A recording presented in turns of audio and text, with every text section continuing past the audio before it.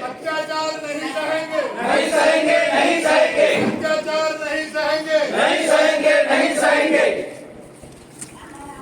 जय भीम, जय जय जय जय जय भीम, जय भीम, जय भीम। माफी मांगो, हमेशा माफी मांगो, माफी मांगो, माफी मांगो, हमेशा माफी मांगो। जय जय जय जय जय भीम, जय भीम, जय। सांद्रटीवाળી જમીનનો જે પહેલા અગાઉ આપેલું અમે આવેદનપત્ર તો રેલવે વાળું જે પાણી ભરાય છે ખેડૂતોને નુકસાન થયું છે અને રિમાઇન્ડર બે કર્યા પછી જી જી એમના તરફથી રિસ્પોન્સ મળે છે સર? ના હજુ કઈ જવાબ આવ્યો નથી. આજે ફરીથી રિમાઇન્ડર કરવાનું મેં કીધું. જી તો અમે એક તો એનું રિમાઇન્ડર એક આપીએ છીએ. હા વાંધો નહીં. હું ફરીથી હા જી હા જી. અને બીજું દેશના બંધારણના ઘડવૈયા બાબા સાહેબ આંબેડકરજી એમનું સંસદની અંદર અમિત શાહ દ્વારા ગૃહમંત્રી જે છે એમના દ્વારા જે અપમાન થયેલું છે તો એ બાબતે આ ગરડેશ્વર તાલુકા કોંગ્રેસ સમિતિ અને નર્મદા જિલ્લા કોંગ્રેસ સમિતિ એને સખત શબ્દોમાં વખોડી કાઢે છે અને અમિત શાહ આ રાજીનામું આપે એવી અમારી માગણી છે. મતલબ માફી માંગે જાહેર.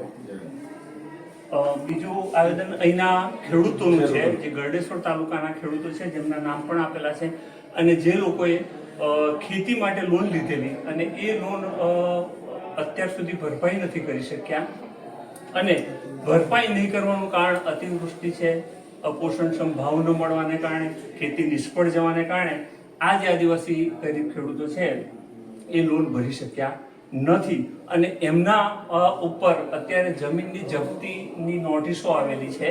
તો એ બાબતે ઘટતું કરવા માટે અમે તમને નમ્ર અપીલ કરી છે. ખાસ કરીને ખેડૂતોને લોન ભરવી નથી, પૈસા આપવા પાછા નથી એવું નથી, પણ એ જે લીધેલી લોન છે એનું વ્યાજ, ચક્રવૃદ્ધિ વ્યાજને કારણે એ અત્યારે ન ભરપાઈ કરી શકે એવી પરિસ્થિતિમાં છે. તો એ બાબતે અમે તમને વિનંતી કરી છે, જે તે વિભાગને વિનંતી કરી છે કે આ ખેડૂતો સાથે બેસી વાતચીત કરી અને ઘટતું કરવા માટે નમ્ર વિનંતી છે. રિમાઇન્ડિંગ છે અગાઉ મેં અરાન નવે આપી. હા, એટલે એ લોકો કહેતા હતા સાહેબ કે સર્વે રેલવે વાળા ટળી ગયા છે જોઈ ગયા પણ ખબર નહીં પછી શું થયું. ના એ આવ્યા હતા ને કલેક્ટર ઓફિસ ગયા હતા પછી એમને મળ્યા નથી. Okay sir. બરાબર. એના પછી મેં એક રિમાઇન્ડર રજૂ કર્યો છે. પેલી નોટિસ આપેલી છે બીજો reminder લાવો. હવે તમારે જે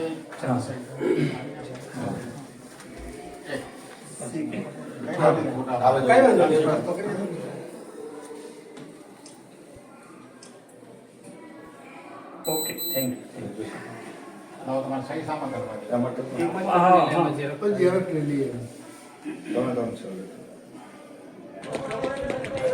અને નર્મદા જિલ્લા કોંગ્રેસ સમિતિના સંયુક્ત ઉપક્રમે આજે ખેડૂત દિવસ નિમિત્તે ગરડેશ્વર મામલતદાર કચેરીએ ખેડૂતોના પ્રશ્નો, ખેડૂતોની મુશ્કેલીઓ અને ખેડૂતો જે છે એમની પર આવેલી લીધેલી લોનની જપ્તી બાબતે ઘટતી કાર્યવાહી કરવા માટે આજરોજ અમે મામલતદાર શ્રીને ગરડેશ્વરને મળ્યા છે અને ઘટતી કાર્યવાહી કરવા માટે રજૂઆત કરેલી છે. સાથે સાથે અમિત શાહ કે જેઓ દેશના ગૃહમંત્રી છે અને સંસદની અંદર જેમને બાબા સાહેબ આંબેડકરનું અપમાન કરેલું છે તો એના માટે અમિત શાહ માફી માગે અને રાજીનામું આપે એની પણ માગણી કરવામાં આવેલી છે.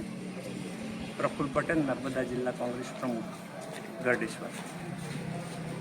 અહીંયા જ્યારથી સ્ટેચ્યુ ઓફ યુનિટીની સ્થાપના થઈ છે એને કનેક્ટિવિટી માટે બરોડાથી કેવડિયા સુધીની જે રેલવે લાઇન નાખવામાં આવી છે એમાં અમારા આદિવાસીઓની જમીનમાંથી રેલવે પસાર થઈ રહી છે.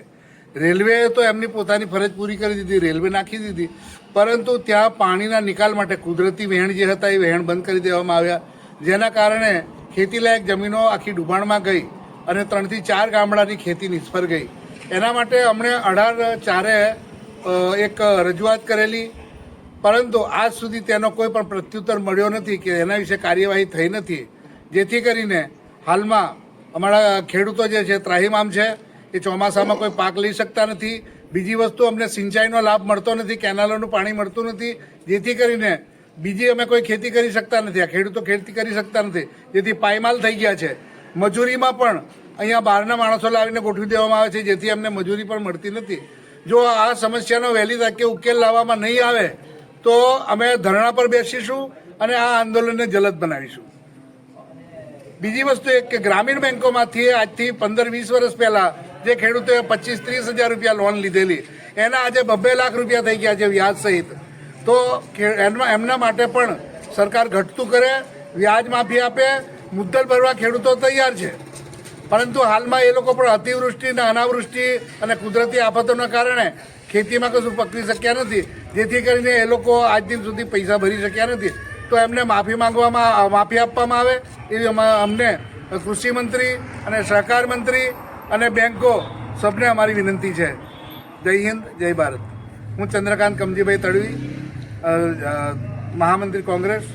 હું રજૂઆત કરું છું આના યોગ્ય તકે યોગ્ય પગલાં ભરવામાં આવે અને ઘટતું કરવામાં આવે.